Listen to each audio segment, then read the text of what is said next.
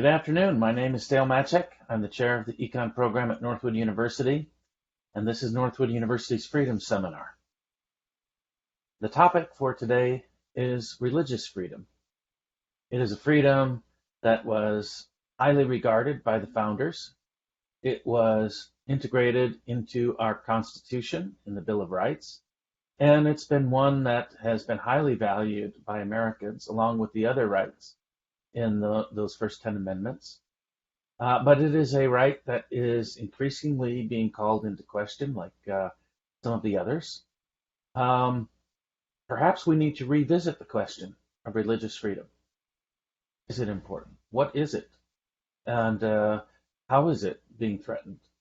And what do we need to do to preserve it? In order to stimulate your thinking on the subject, I'm going to start with a quote before I introduce our speaker. This is from an essay that, if you're a student here, you'll find this posted in your learning folders in your Blackboard course. This is taken from Adam Seagrave's essay, The Freedom Fulcrum. And he has this to say about freedom. The desire to dominate and subjugate is a common pathology of the unregulated desire for freedom. When the drive to be free becomes unmoored from the moral respect due to the freedom of others, freedom for oneself quickly transforms into tyranny over others. Now, I think it's something that you need to read the entire essay to understand what he's saying there, but I think that has been an important factor in our history. And I think that we are at another one of those moments in this debate over freedom. So I'm glad that we have somebody here who has spent a lot of time and written a lot on this topic, and I can't think of anyone more qualified to speak on it this afternoon than Dr. Ryan T. Anderson. Dr. Anderson is the founding editor of Public Discourse, which is an online journal of the Witherspoon Institute at Princeton University. He's the author of When Harry Became Sally, Responding to the Transgender Moment, and Truth Overruled, The Future of Marriage and Religious Freedom. He received his Bachelor of Arts degree from Princeton University, where he graduated Phi Beta Kappa, and he received his doctoral degree in political philosophy from the University of Notre Dame. His dissertation was titled Neither Liberal Nor Libertarian, A Natural Law Approach to Social Justice and Economic Rights. He's appeared frequently on television, on radio, on ABC, CNN, Fox News, MSNBC. His writing has appeared in the New York Times, the Washington Post, the Wall Street Journal, and other major journals. And he is currently the John Paul II Teaching Fellow in Social Thought at the University of Dallas, and a member of the James Madison Society at Princeton University, and a fellow of the Institute for Human Ecology at the Catholic University of America. That's a lengthy bio. Ryan and I have left much of it out.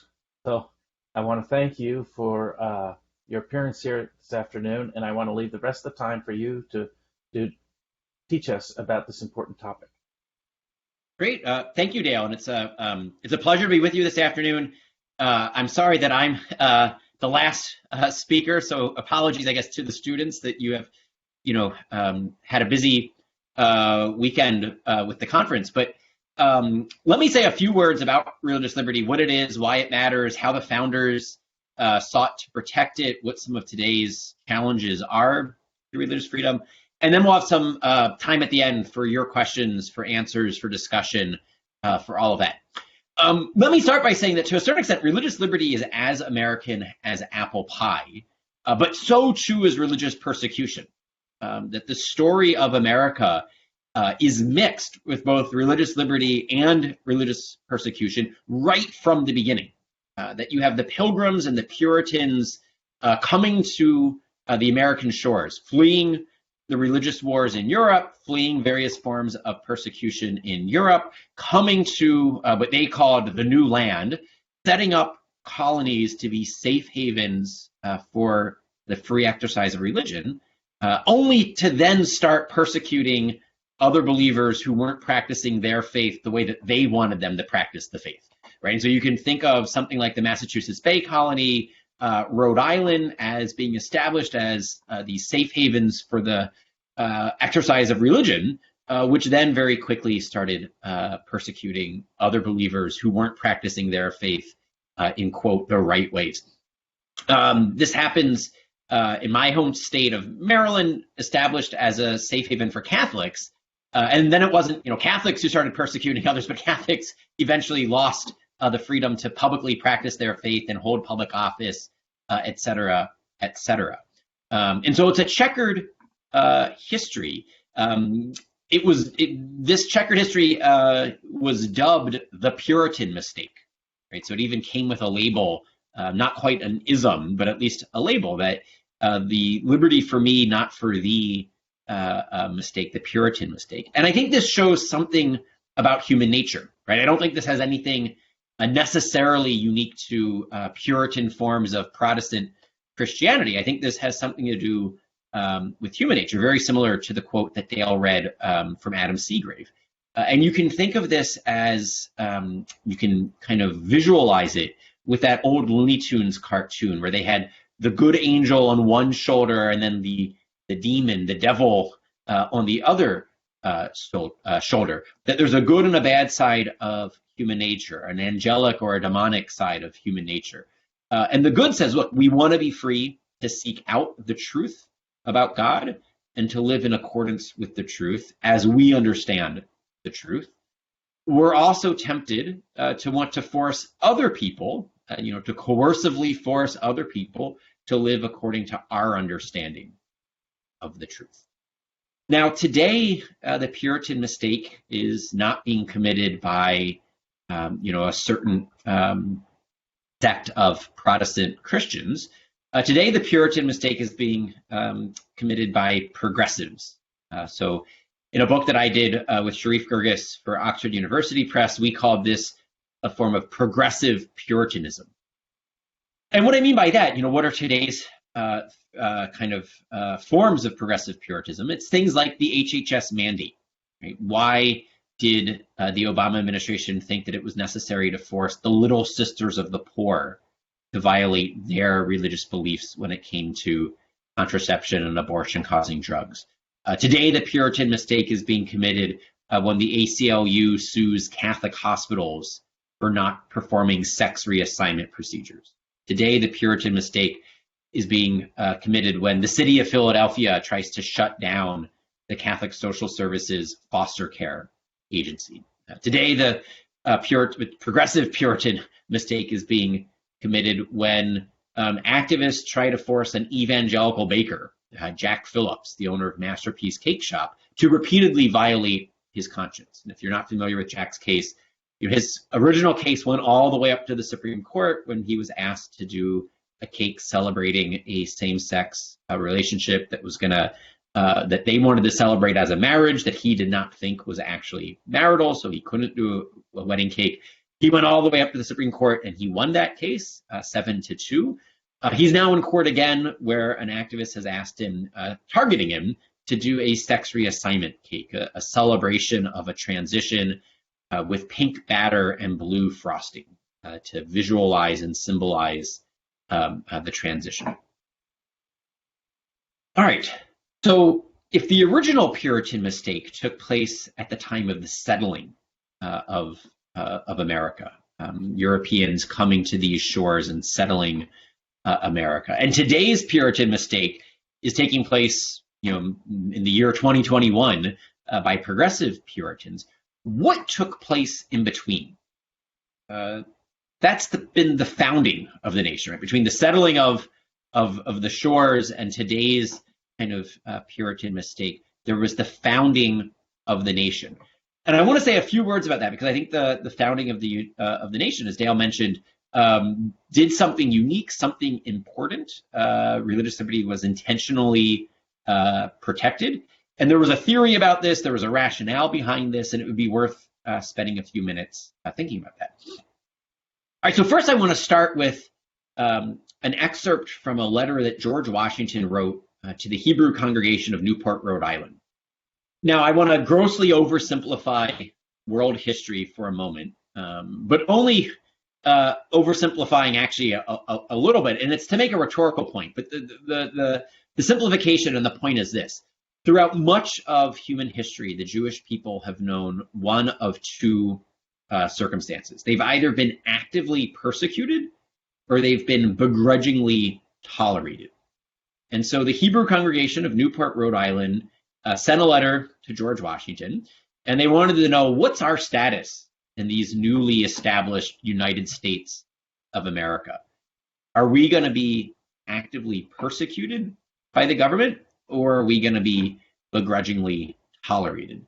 And Washington writes back, and it's a famous letter, and I'm sure you've heard the excerpt I'm about to read to you before, but he writes back and he says, neither. We're neither going to persecute you, nor are we going to tolerate you. We're going to do something else. We're going to respect your inherent natural rights. All right, so here's the quote. Washington writes, "The citizens of the United States have a right to applaud themselves for having given to mankind examples of an enlarged and liberal policy, a policy worthy of imitation. All possess alike liberty of conscience and immunities of citizenship. It is now no more that toleration is spoken of, as if it were the indulgence of one class of people, that another enjoyed the exercise of their inherent natural rights. For happily, the government of the United States gives to bigotry no sanction, to persecution no assistance, requires only that they who live under its protection should demean themselves as good citizens, in giving it on all occasions their effectual support." So what's Washington saying there? It's almost like if this was on Twitter, we would say that he was subtweeting John Locke or something like that. John Locke spoke about religious toleration, and Washington says now it's no longer that toleration is spoken of, as if it's the indulgence of one class of people that another gets to enjoy the exercise of their inherent natural rights. Right? That as if we're just indulging. We as the majority Christian or the majority Freemason, however you want to think about the composition of the founding, but we are somehow just indulging you, the Jewish people in America, that we're just going to tolerate you. He's saying, no, we're going to respect. You have an inherent natural right to be able to live out your religious beliefs, provided that you demean yourselves as good citizens in giving effectual support to the country. But what Washington's announcing, what he's articulating, is that there's going to be a distinction between the qualifications of citizenship and the qualifications for membership in an ecclesial community. That the political community and the ecclesial community have different standards, different obligations, different justifications for their existence, and therefore different requirements for membership. That political orthodoxy and theological orthodoxy are separate considerations, and that political orthodoxy doesn't require a Trinitarian belief, for example. So if you're a Jewish member of the Hebrew congregation of Newport, Rhode Island, you don't have to worry about being either persecuted or merely tolerated. All right, so why? If Washington is articulating the new policy, Madison is kind of the theoretician.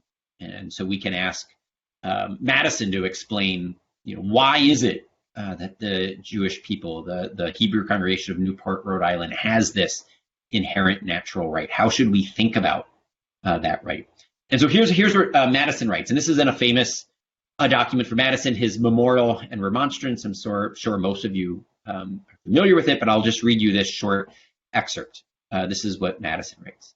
"Because we hold it for a fundamental and undeniable truth that religion, or the duty which we owe to our Creator, and the manner of discharging it, can be directed only by reason and conviction, not by force or violence. The religion, then, of every man must be left to the conviction and conscience of every man, and it is the right of every man to exercise it as these may dictate. This right is in its nature an unalienable right. It is unalienable because what is here a right towards men is a duty towards the Creator. It is the duty of every man to render to the Creator such homage and such only as he believes to be acceptable to him.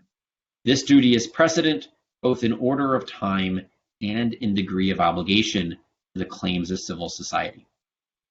Okay, so Madison packs more into that one short excerpt in terms of kind of like meaty philosophical, political material than you would hear in like an hour-long speech by any contemporary politician. I mean, so regardless of partisanship, whether the left side of the aisle, right side of the aisle, conservative, liberal, Democrat, Republican, it doesn't matter. You're getting more from that one paragraph of Madison than you could get from like, entire hour-long speeches from today's politicians.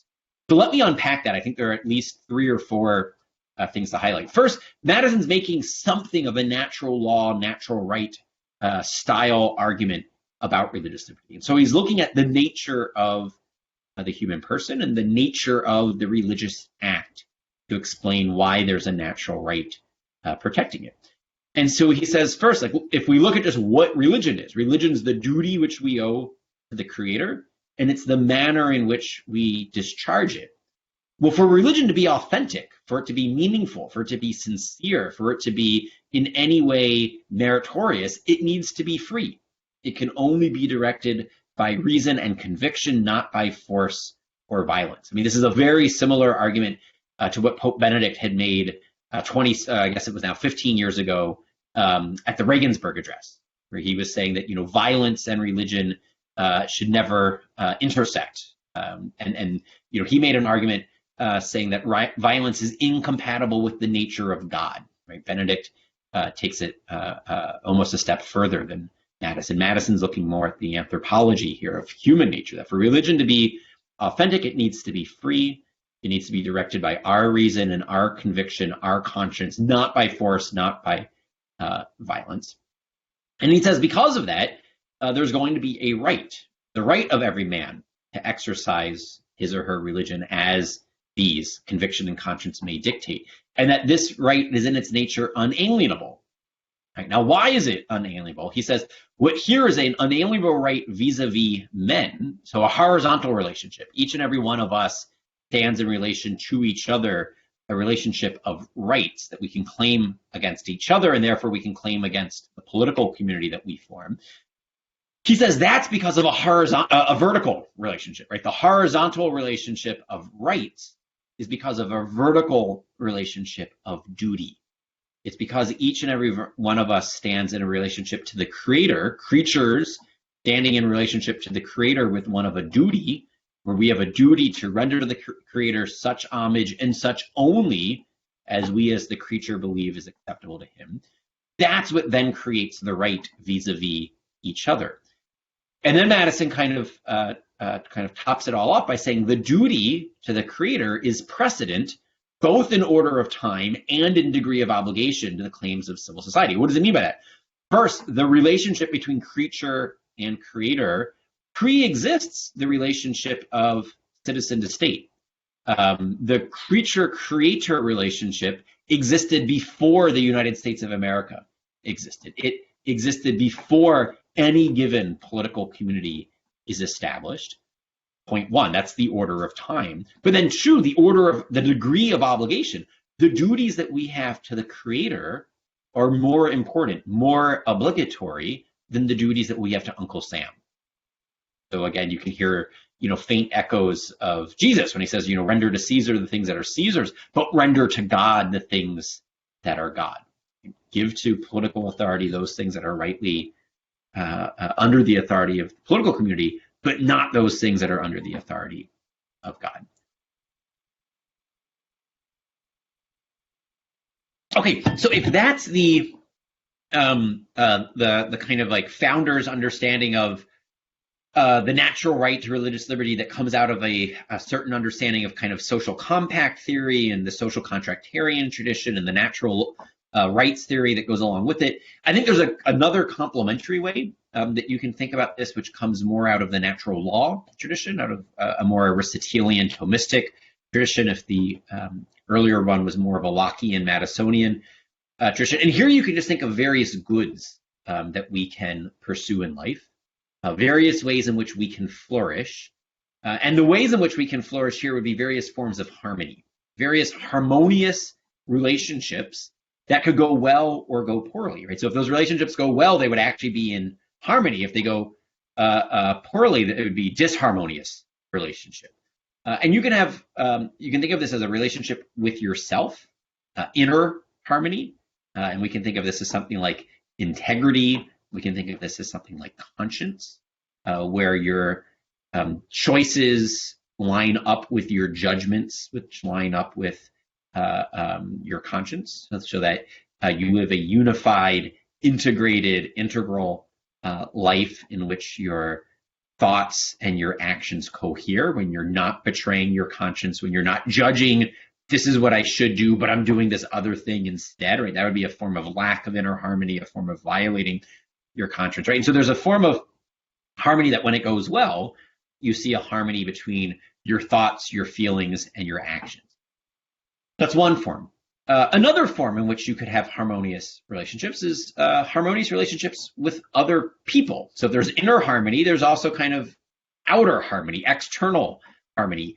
There's interpersonal harmony and there's intrapersonal harmony. And this you could think of as the good of friendship, the good of solidarity, the good of civility, the good of associational life, right? There are a variety of ways that we can think about this depending on how deep the relationship is, right? So like marriage might be one of the most intimate, friendship might be a little less intimate, but still important. Neighborliness, being on good relations with the people that live down the street, a good form of like civility, citizenship with the city that you live in, a form of solidarity with the nation that you live in, et cetera, et cetera. You can see the concentric circles, but the idea here is that you have the potential for harmonious relationships with other people, and you can either flourish in that dimension of your humanity, or you could fail to flourish.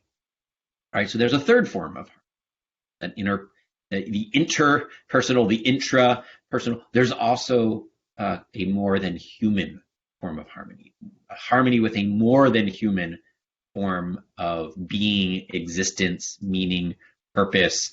In the American tradition, that entity goes by the name of God. But I think at this level of abstraction, this level of generality, it can be a placeholder. Not every religious tradition is transcendently theistic. Not every religious tradition is monotheistic. So you have to answer the question of what is the truth about God? But before you even get to answering that question, you would arrive at the reality that it would be good to know the truth about that question. It would be good to discover, is there a God, or are there gods?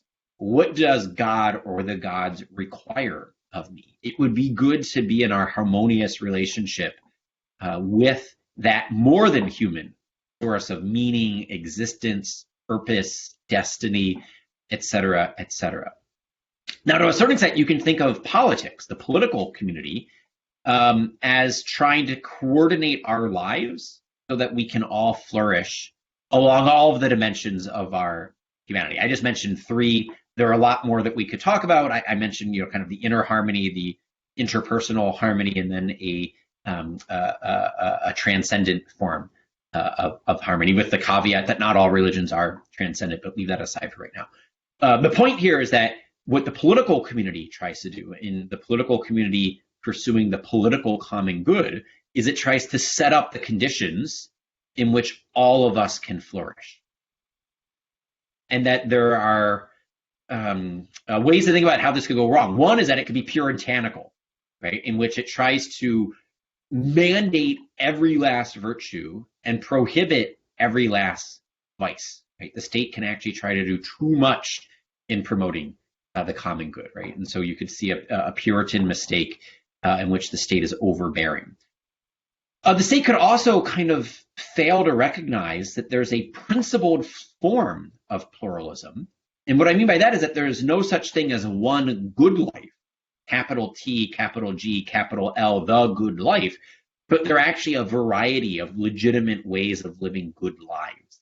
That there's a legitimate plurality of good lives that citizens can live, and that the state needs to be attentive to that, right? And so there needs to be a certain respect and protection for rightful liberty, distinguishing liberty from license, but liberty that really is important and meaningful to protect because there's a plurality of ways in which human beings can flourish, right? You can flourish as an artist or as a musician or as a scholar or as a gardener or as a farmer or as a craftsman or as a carpenter. There's no, or as a philosopher or as a pastor or a priest, et cetera, et cetera. There's no one form of the good life. There are many different paths of living good lives, and so this political community wants to be attentive to that. That's a principled form of pluralism. But so too, there's going to be a certain amount of pragmatic, that even certain amount of bad lives, bad choices, a certain amount of a license has to be tolerated, not because it's good, but because combating it would actually be worse than tolerating it, right? And there are various, famous quotes that people give throughout human history, people like Augustine or Aquinas saying that, in certain circumstances, you might even have to tolerate legal prostitution, not because prostitution is somehow good, but that legally prohibiting it might actually be worse in these given circumstances, right? And so the pragmatic form of pluralism is always going to be context dependent. It's always going to be depending on the circumstances of the culture and of the kind of morale and the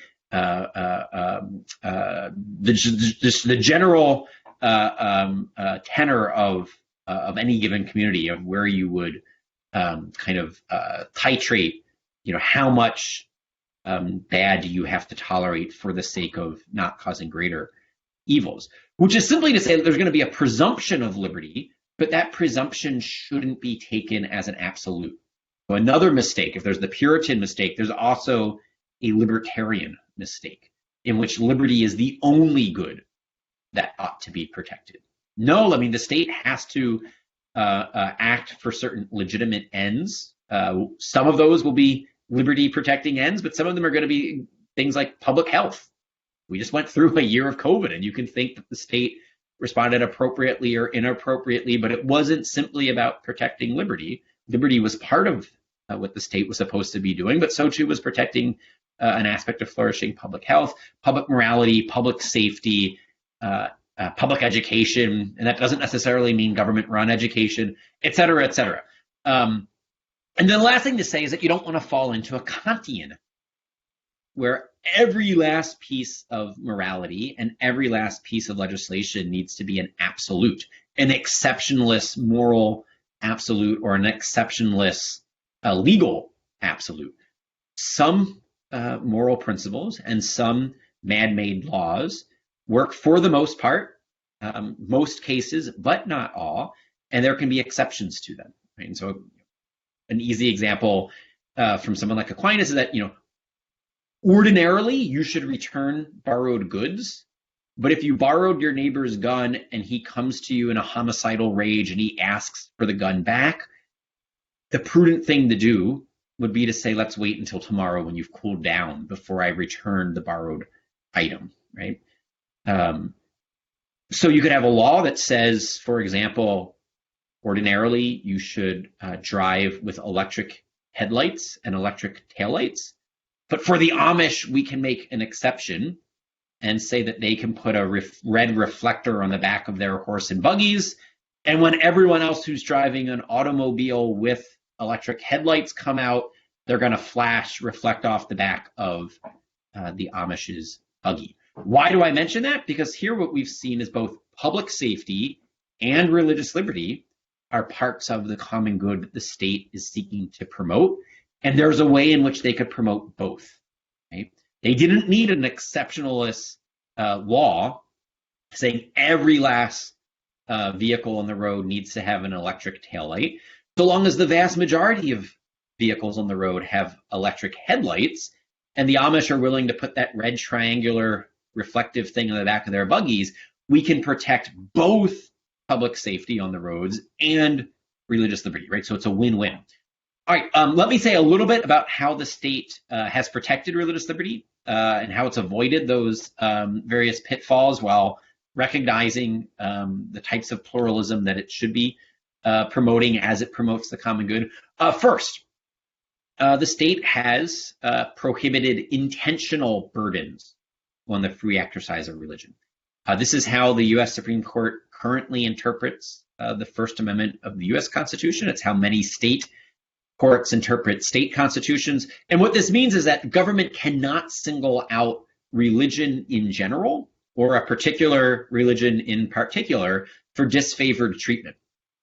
So examples, the government can't say, we're going to put out fires at all buildings except for houses of worship. No, if the fire department exists, it can't intentionally burden religious institutions, right? So if it's going to put out a fire at a secular institution, it also needs to put out a fire at a religious institution. If the government has a program to provide a recycled scrapped tire to surface playgrounds, it has to provide that for religious schools in their playgrounds and to secular schools in their playgrounds. That's a recent Supreme Court case. Likewise, the government can't say, oh, we'll provide fire protection for Protestant churches, but not for Catholic churches. We'll provide textbooks for Protestant schools, but not Catholic schools. Or we'll provide recycled scrap tires for playgrounds for all different forms of Christian schools, but not Jewish schools or not Muslim schools, right? The idea here is that the state can't intentionally burden religion v. non-religion, nor this particular religion v. that other particular religion. So this is a principle of kind of non-discrimination or neutrality, that you can't single out religion or a particular religion for intentional burdens. So that's the first form of protection for religious liberty in the US. The second form of protection is against incidental burdens. The idea here being, you might not intentionally be burdening religion, but you might have incidentally burdened it because you weren't paying enough attention, you weren't careful enough, you weren't thinking about how your law would impact religious believers. So, for example, the state of Pennsylvania passes a law saying all vehicles on the roads need to have electric headlights and electric taillights, and they just forget about the Amish, right? The legislators were all coming from Pennsylvania and Philadelphia. We're all coming from Philadelphia and Pittsburgh, and they forgot about Lancaster. And the Amish aren't popular enough in terms of numbers to get enough representation to get the legislature to, recognize that this law would be incidentally burdening them. No one thinks that like the city or the state house passed the law precisely like we're going to get the Amish. We're going to pass this law and then they won't be able to, ride their horse and buggies anymore. It was an incidental burden. So what the Supreme Court had interpreted the First Amendment to the U.S. Constitution up until 1991 in the Smith decision, and then what Congress then reinstated with the Religious Freedom Restoration Act, which about half of the states have a similar standard either under their state constitutions or under state RFRAs. What this says is that if the state incidentally burdens religion, a substantial burden on the sincere exercise of religion, if the religious believer can show that it's a substantial burden on the sincere exercise of religion, the state then needs to justify it. The state then needs to say, we have a compelling government interest and we're pursuing it in the least restrictive way possible. And so you could see how this would pass. Let's say you have a law against human sacrifice. The sincere Aztec can say, look, I have a sincere religious belief where I have to engage in human sacrifice. This law against homicide is a substantial burden because I'm going to go to jail for the rest of my life, possibly face capital punishment. So that sincere Aztec would have his or her day in court, and then the state would say, look, protecting innocent human life from lethal violence is a compelling government interest. Yes. And the least restrictive way possible of doing this is to say no homicide, right? Because the problem with homicide is not that too much homicide is a bad thing. The way you could think that, we have certain laws about pollution where we grandfather in antique cars because it's not that like any emissions is a problem, but too much emissions is a problem. And so we can say we're going to grandfather in antique cars and then say new cars need to meet more stringent emission standards. That's not the nature of the government's interest when it comes to homicide. one homicide is one too many homicides, right? And so it would be an easy case of the state explaining why there can be no exceptions to that law, whereas there might be exceptions to the emissions law for antique cars, for example, right? If they went to court, let's say the Amish go to court and they say, look, we have a sincere religious belief. We don't use electricity. We're not faking it. Like, this is really sincere. You know, come visit our communities. Like, we don't have air conditioning. We don't have internet. We don't have Zoom, blah, blah, blah, blah, blah. It would be a substantial burden, because if we can't ride our horse and buggies on the road, we're not going to be able to trade with each other. It's going to be harder and harder to have our communities if we can't, transport goods and people back and forth. The state then says, look, we have a compelling government interest in vehicular safety. Yes, that's true. That is a compelling government interest. Is this the least restrictive way possible? And then the answer is no, because we've already know how you can do this, the red triangular reflective thing.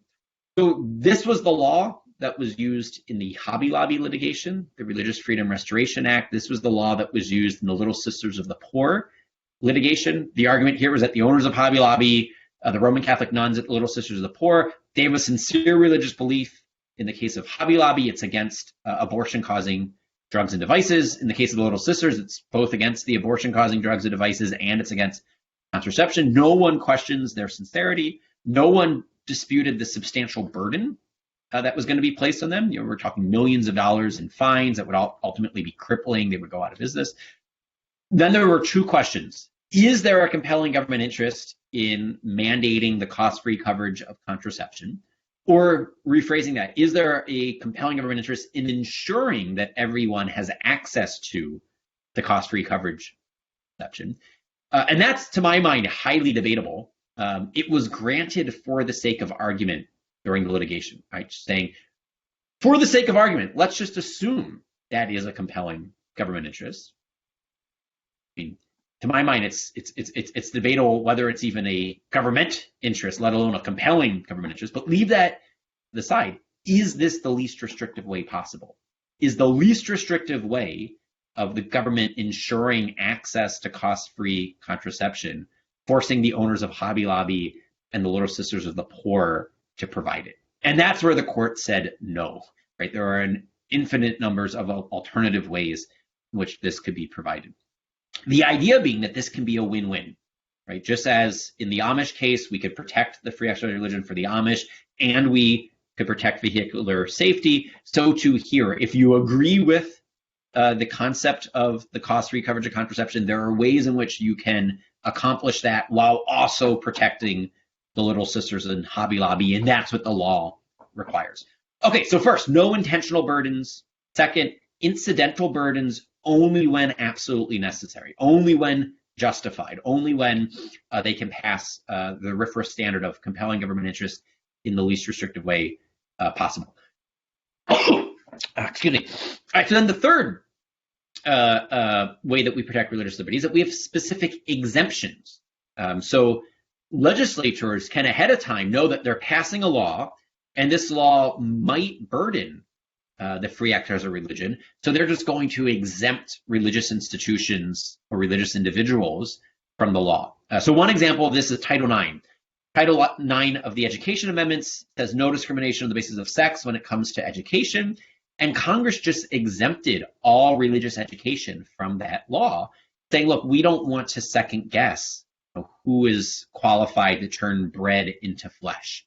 And so if you're running a Catholic seminary that only admits men, or if you have like a Jewish school where you separate boys and girls, or you have various other educational requirements where Muslims and Jews and Catholics and Protestants and Mormons, they have all sorts of different competing beliefs about boys and girls, men and women, and we as a secular government just aren't going to try to adjudicate all of those beliefs.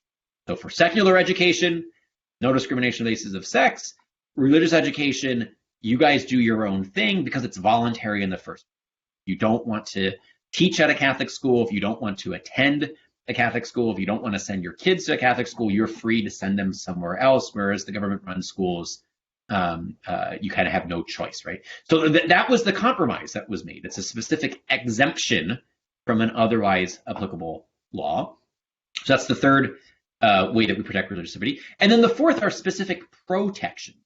And this is where you can see things in the Constitution that would protect people from being forced from having to take oaths.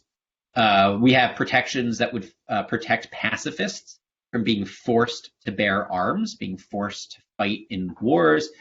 We have protections for pro-lifers from being forced to perform abortions, being forced to pay for abortions, being forced as med students from learning how to perform abortions, et cetera, et cetera. So you can think of this as the four things: no intentional burdens, incidental burdens only when justified, specific exemptions when we can foresee that there might be religious liberty problems, and then specific protections where we don't want the government overstepping into coercing people who have religious beliefs.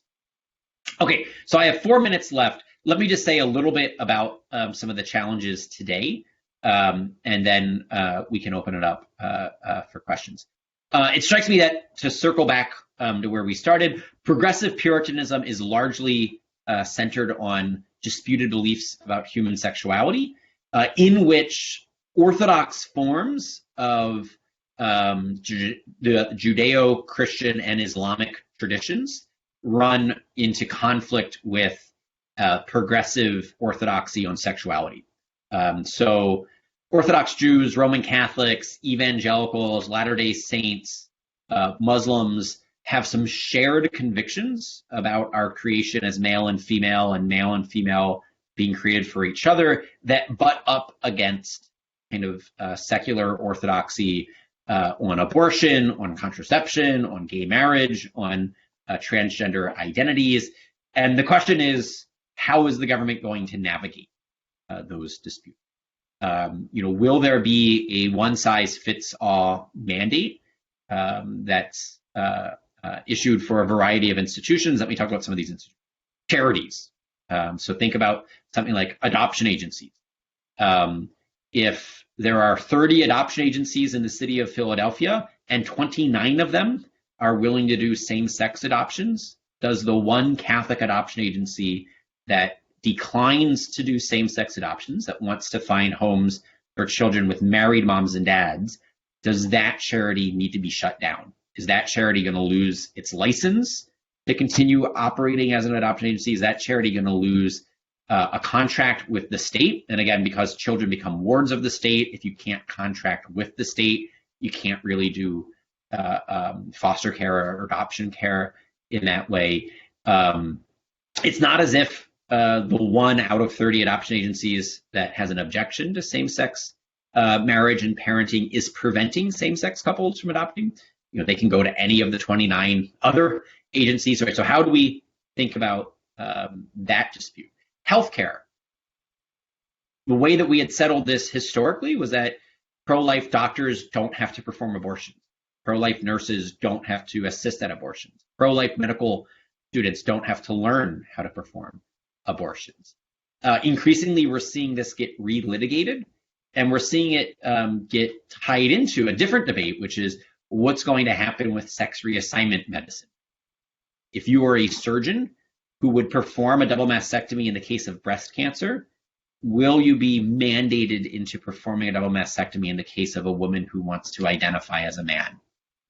Likewise, would you be prohibited, if you are a therapist, from helping a high school girl who feels uncomfortable in her female body?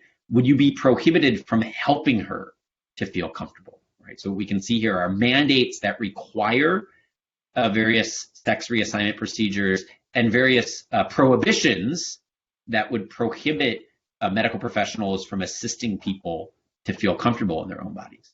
So there are some charities like adoption agencies. We could also talk about homeless shelters, whether or not you'd be able to run a faith-based homeless shelter in accordance with biological reality. So you have separate sleeping spaces for men and women. Healthcare, schools. Will faith-based schools be able to operate according to their beliefs?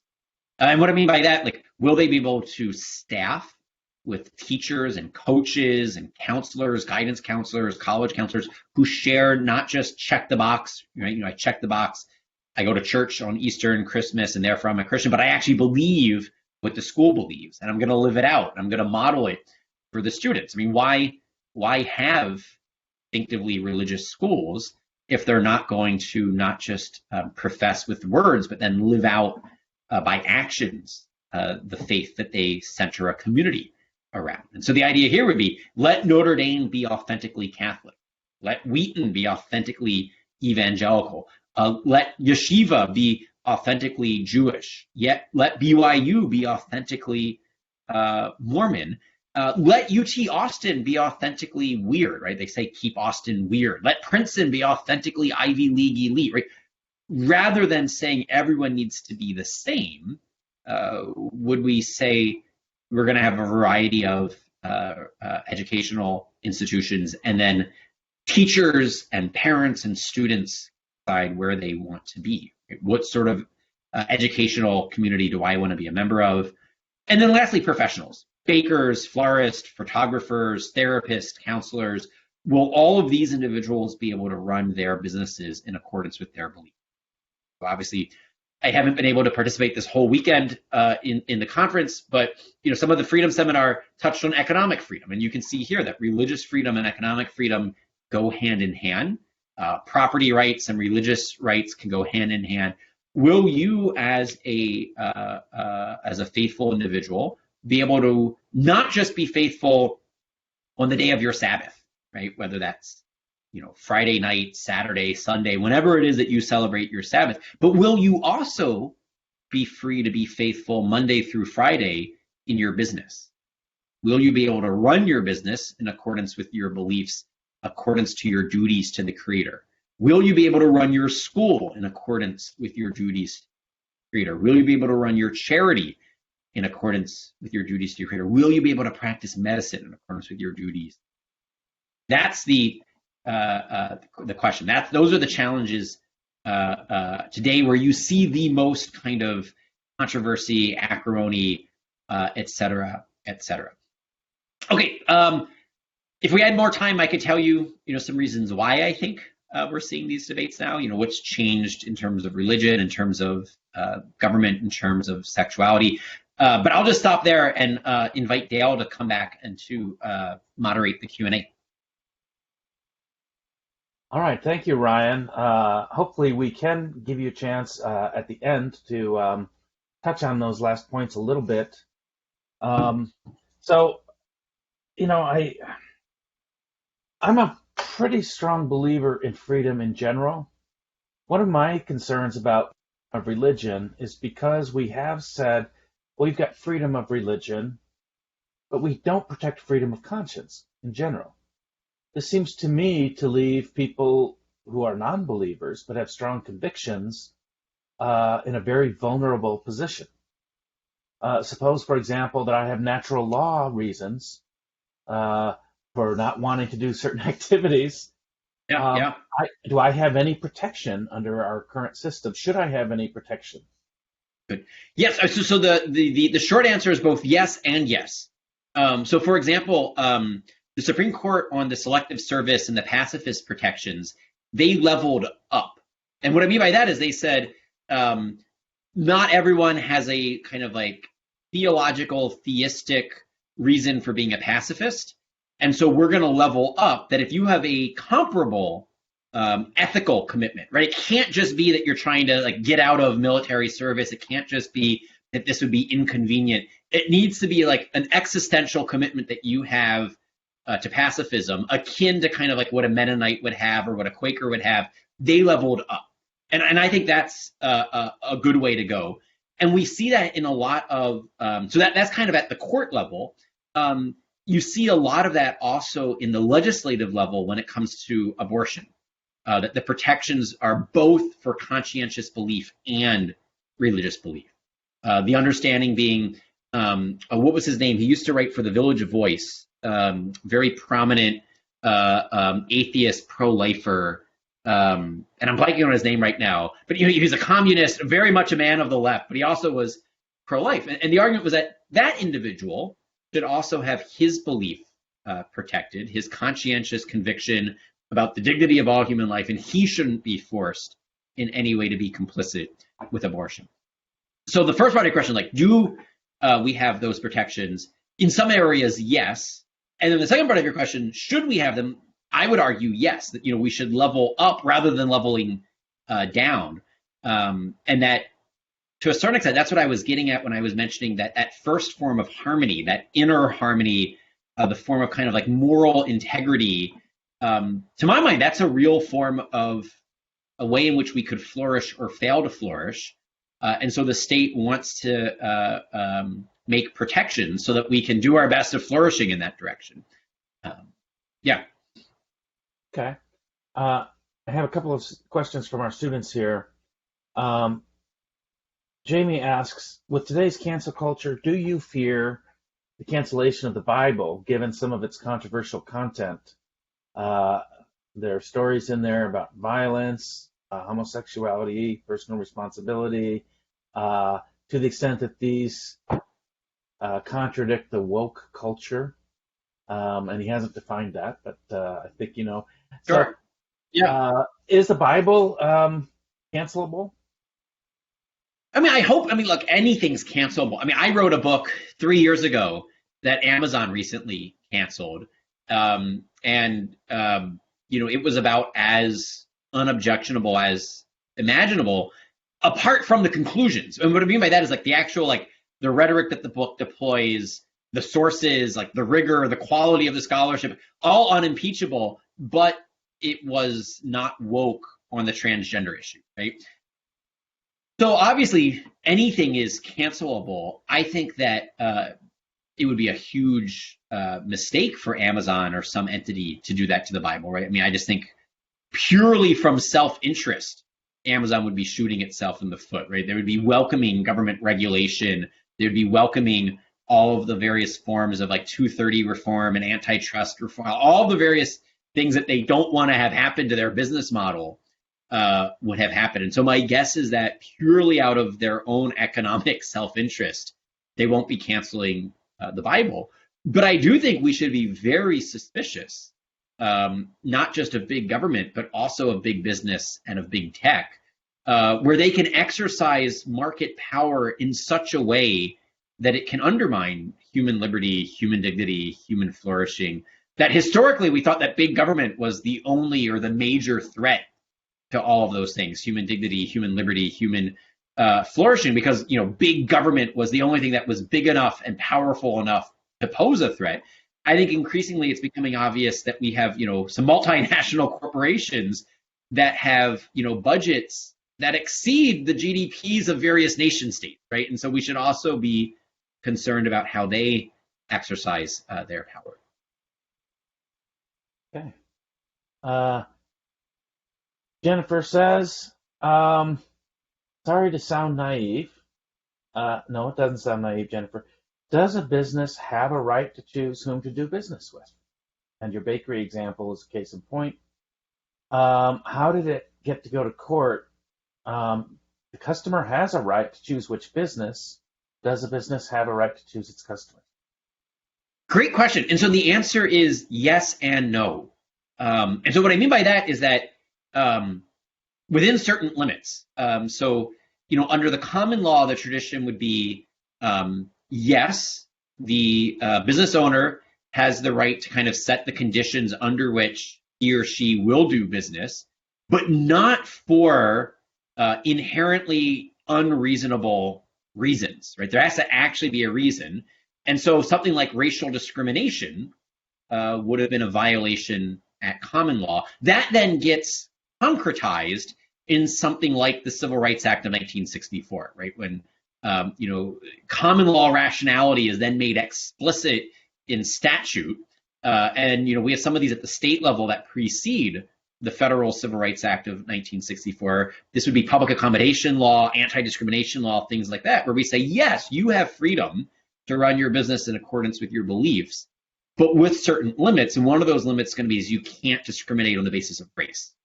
And so if you're the baker and you say, well, I don't sell cookies to Black people, or I don't do wedding cakes for Black couples, right? Those are all going to be prohibited. In the state of Colorado, actually, now I'm second guessing myself if it was the state of Colorado or the city of Denver.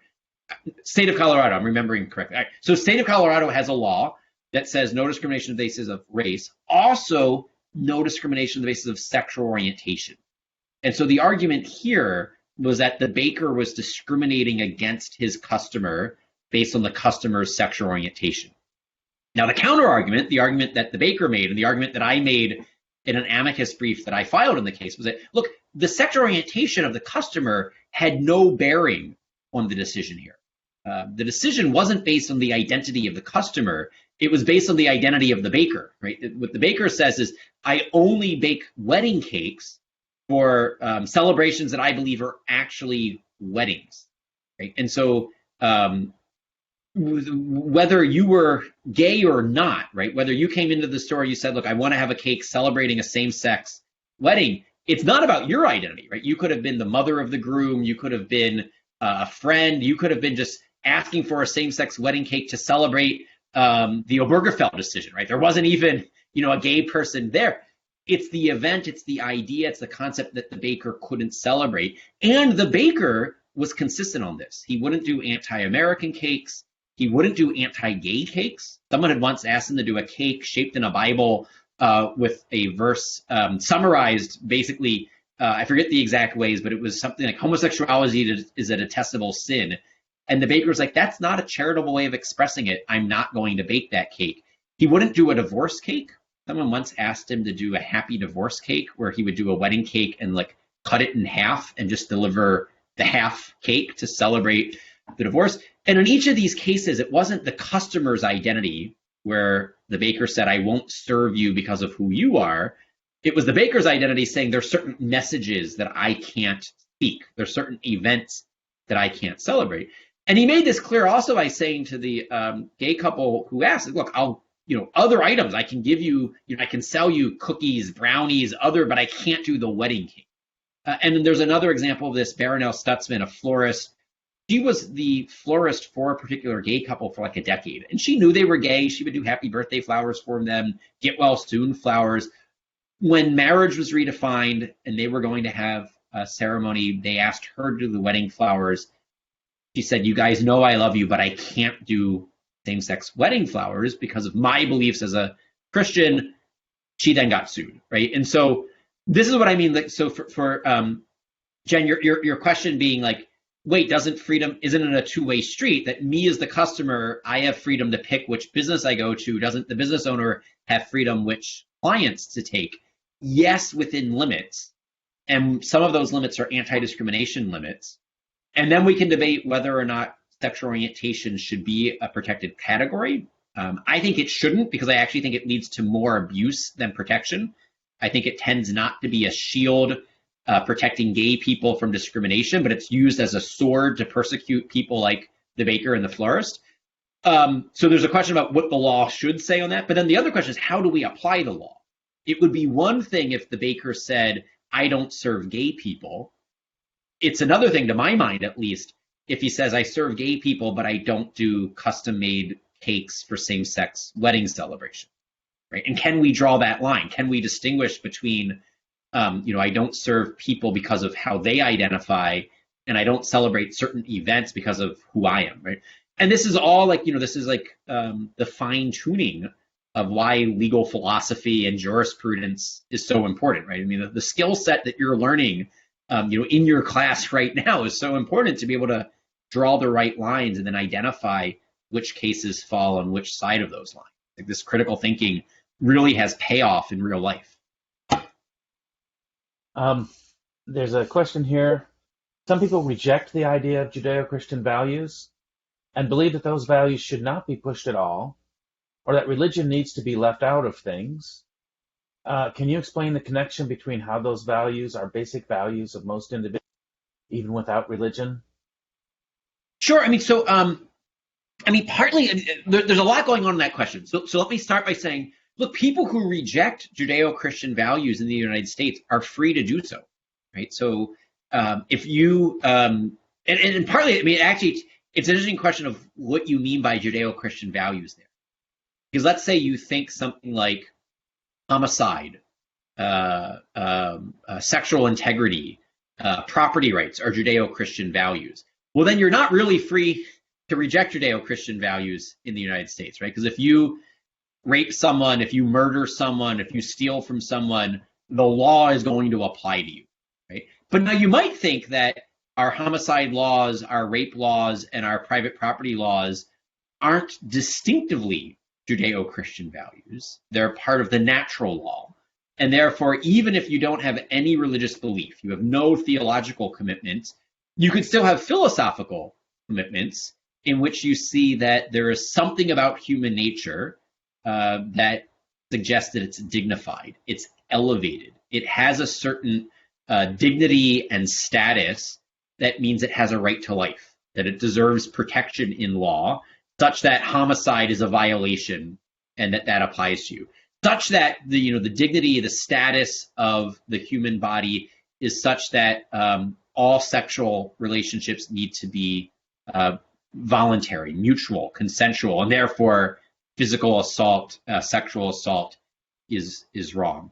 Right? I think you can get there without religious belief. I think it's easier to get there if you do have religious belief. I think the major religious traditions, include prohibitions on murder and on rape. And so I guess it depends. Like, what do you mean by people who reject the idea of Judeo-Christian values? Now, if you mean something beyond that, let's say you mean like some of the hot button issues today, abortion, same-sex marriage, gender identity issues. Now, I think that the abortion issue is, very much flows right out of, everything I just said about homicide, right? If we think there's something about the human individual, the human person that dispose special dignity, special status, such that there's a right to life, then I think that right to life comes into existence when the human being comes into it. And so that there's nothing magical about birth that bestows on you your dignity, your worth, your status, having a right to life. And so the unborn child has the same moral worth, moral dignity, and therefore deserves the same legal protection. So someone could reject that part of the argument. I think that human sexuality shouldn't just be something that's consensual, although it should be consensual. It should also be marital, right? That for human sexuality to be most fully dignified and personified, it needs to be not just a one-off encounter between consenting adults, but it needs to be part of a mutual relationship in which those consenting adults have pledged their lives to each other, so that they're doing a complete sharing of their lives before they do a sharing of their bodies. And then I further think that the way in which human beings unite sexually is through conjugal action, right? So there's a whole nother lecture I could give you about why I think marriage from a natural law perspective is and ought to be the union of man and woman, husband and wife. People in America are free to reject those beliefs. You don't have to agree with me about abortion or about gay marriage, although I do think there are arguments that can be made, even without appeals to revelation, about why you should agree with me. So does that, it says anonymous as to who asked the question. Feel free to follow up if that wasn't getting at what you were getting at. But that's how I would approach the question. Now, as you've been speaking here, I have been drawing some connections between this issue and some of the other themes we've addressed throughout the seminar. So two of the big things that have come out in relation to the pursuit of the American dream, which is we're taking that as a given that we want to extend that. Yep. We don't. And so two of the things that we've talked about are education and jobs, employment. And at least in a couple of our presentations with respect to education, there was a case made that parents should have more control, more choice over their child's education.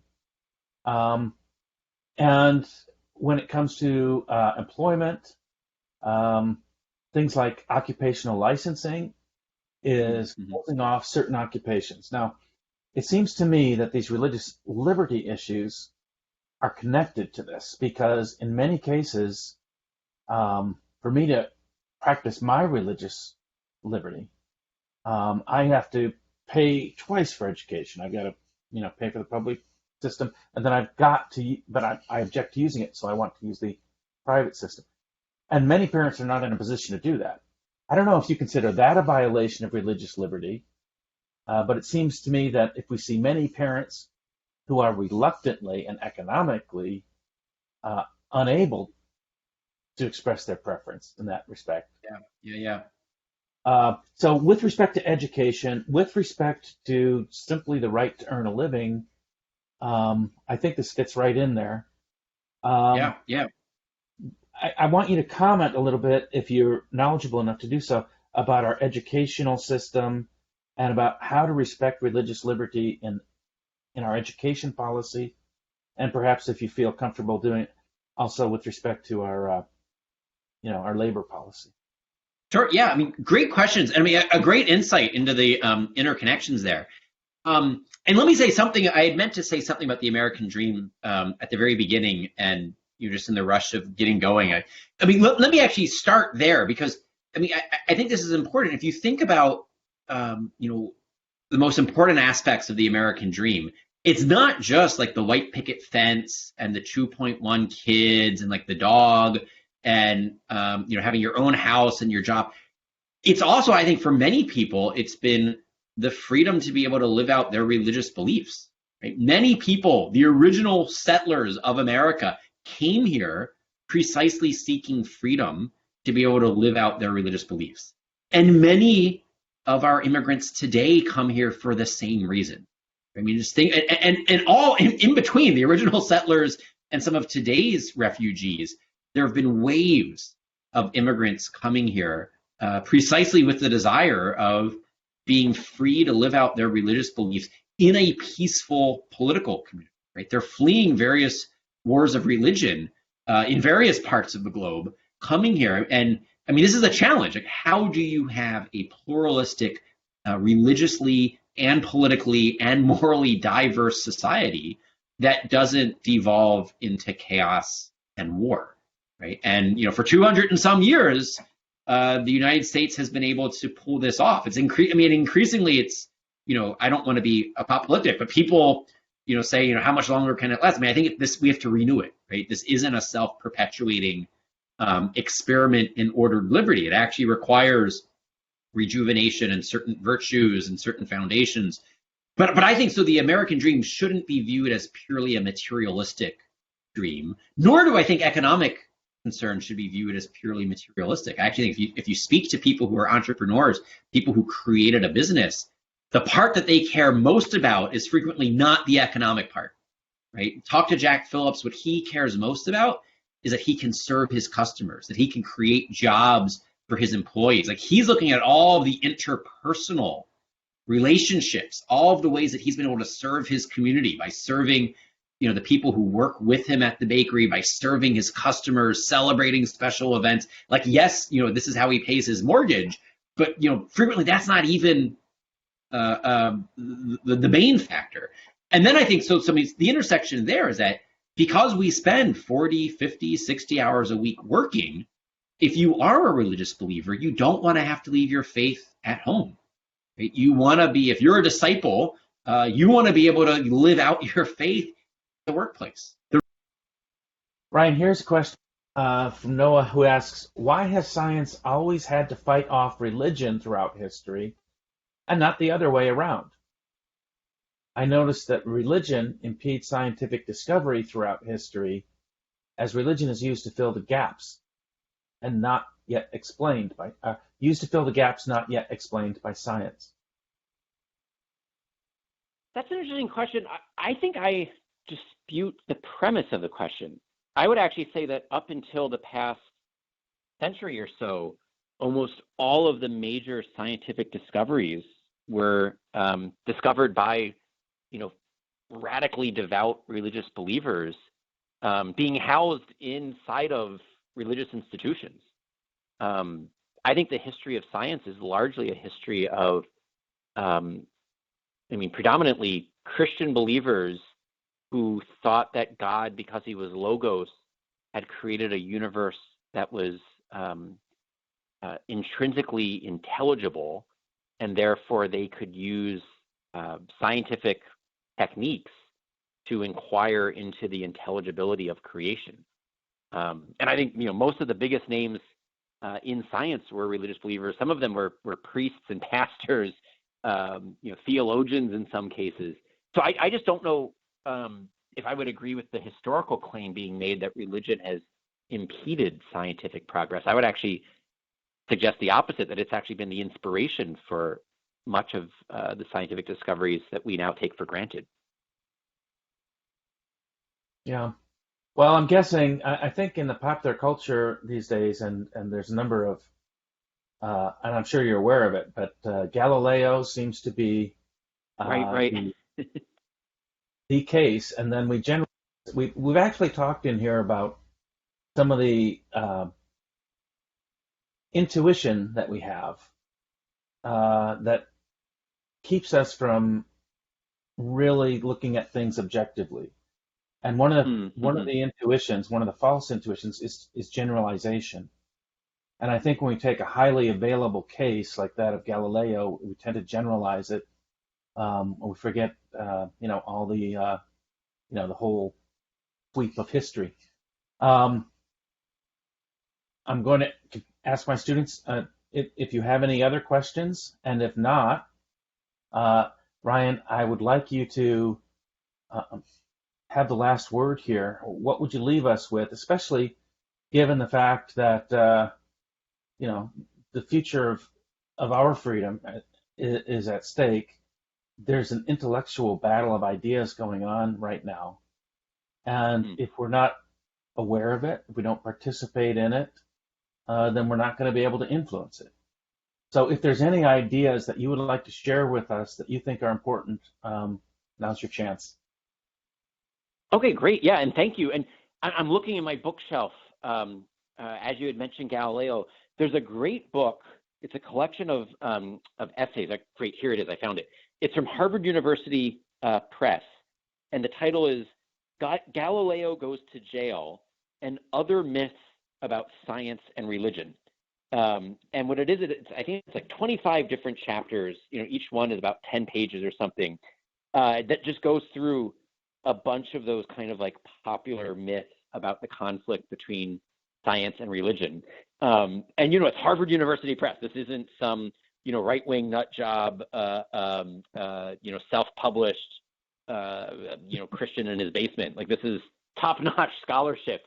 So that might be one resource for the student who asked the question, and just in general for people interested in some of the debates about religion and science. My kind of parting advice would be this: is that, it strikes me that people who are interested in protecting freedom in America need to think about both what sort of legal principles best protect freedom, but also not just at a procedural level. What are the legal principles? What are the legal procedures that are important? But also at the substantive level, what are the virtues? What are the goods? What are the ways of life that we need to be inculcating if we want to protect freedom for generations? And so it strikes me that there's going to be work that needs to be done in politics itself to vindicate principles like educational freedom. I gave you a very nice answer that was obviously not transmitted about how religious freedom and educational choice go together, how economic freedom, religious freedom go together. But that's going to be important at the political level. Doing reforms for school choice, for educational choice, ESAs, things like that. It's going to be important philosophical work, intellectual work, to think about how these freedoms go together, but then also living it out.